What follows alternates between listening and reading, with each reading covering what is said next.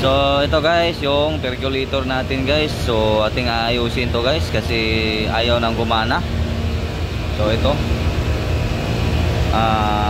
water heater po ito guys. O tinatawag nilang percolator. So ayan. Ayan yung switch.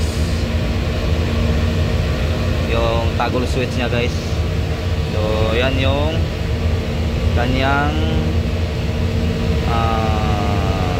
watts, 1650 watts, at saka yung kanyang brand, water and coffee boiler. So yan po ang tawag dyan guys. So problem dito guys, ang problema nito is ayaw nang gumana.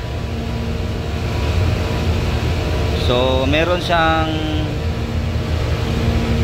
isang switch dito guys na yung kanyang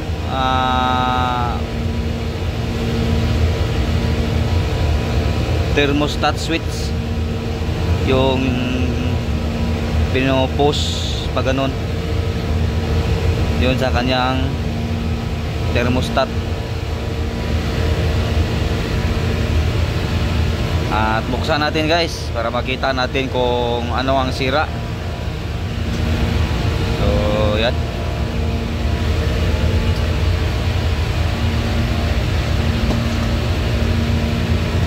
Yan guys, itong dalawang screw dito, buksan natin dito.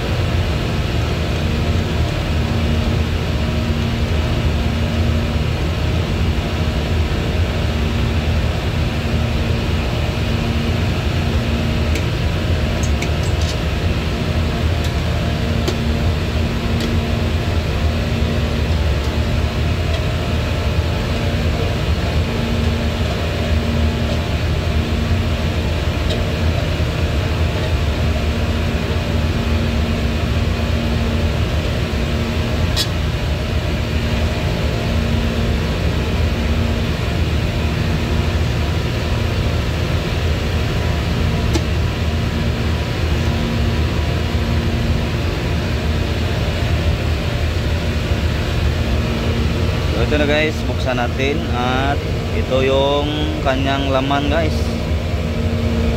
So yan,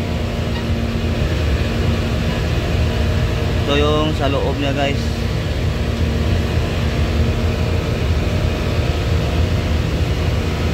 So ano na pala to guys, yan, sunog na po ito guys. Need na po ito ng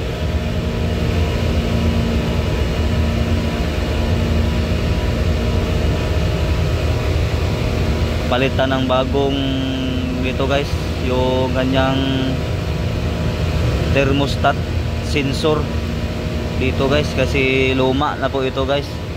So kailangan na po itong palitan kasi kalawang na. Ito yung kanyang thermostat sensor. So dito sa gitna guys, ito yung nagkukonekta dito guys. Ito yung pinupush, nagkukonek yan, ganyan guys. At yan yung pinupost dito sa gilid. Yan guys.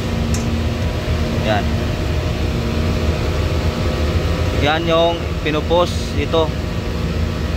Kasi switch po ito guys, dito sa gitna ng thermostat sensor dito. Meron siyang switch sa gitna.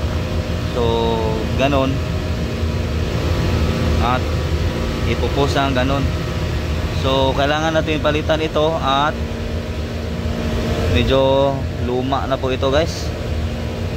At yung ititest natin yung kanyang, ito yung fuse nya guys, fuse dito sa laman nito guys, dito sa loob fuse po ito. At ititest natin ngayon kung okay pa ba o hindi.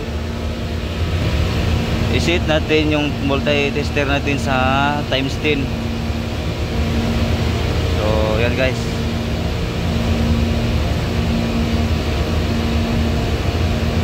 Yun. Vibrate kasi yan guys, kasi nandito tayo sa aircon room. So adjust natin yung kanyang pointer. So ayan, okay na yan guys, at i-test na natin.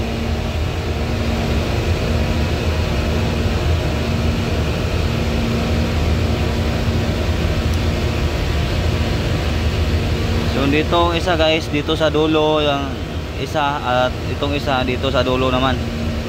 So ayan, nakita natin na goods pa ang kanyang fuse. So ayan,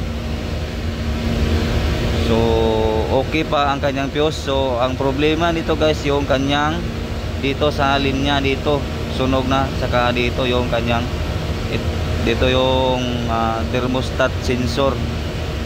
So papalitan natin ito guys. So yan, okay pa naman yung kanyang fuse. At i-test natin yung kanyang coil. Ito guys,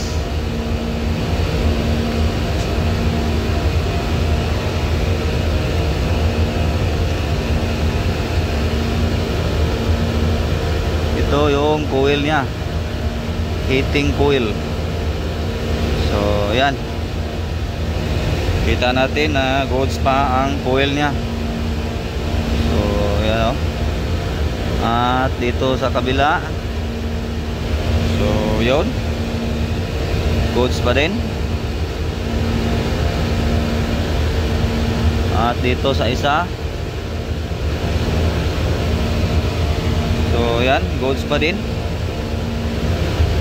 At mag ground check tayo guys, mag ground checking po tayo guys, para malaman natin kung grounded pa ba o hindi.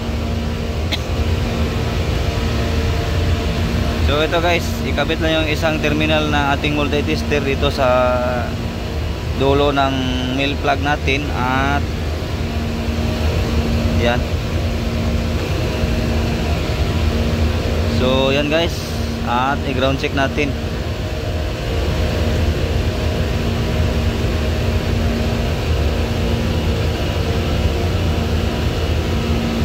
So yan, so wala naman tayong nakitang problema sa ground.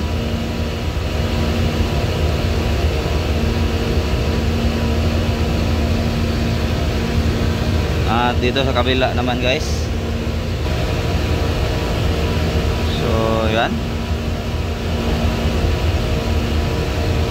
so okay din. So yan guys, so yan guys, ganun lang pag check ng coffee boiler guys. So yun lang kadali guys, at sana'y meron kayong natutunan sa video ito, at huwag kalimutang mag like, share, subscribe to my YouTube channel guys for more videos. Maraming salamat guys.